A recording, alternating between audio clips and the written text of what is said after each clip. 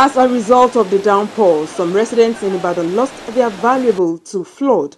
Worst hit are areas such as Dandaru, Olodo and Kute in Ibadan.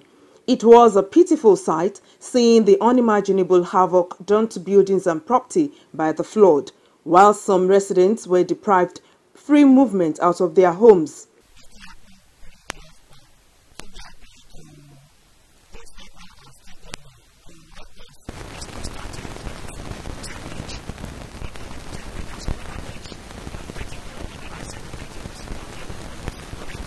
Some people were still trapped inside their homes as at the time of this report. You are not expected to dump your waste either on the middle of the road or on the road or inside village.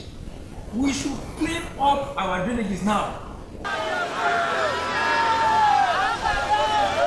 In Ibadan, Kemi, Akinwande, NTA News.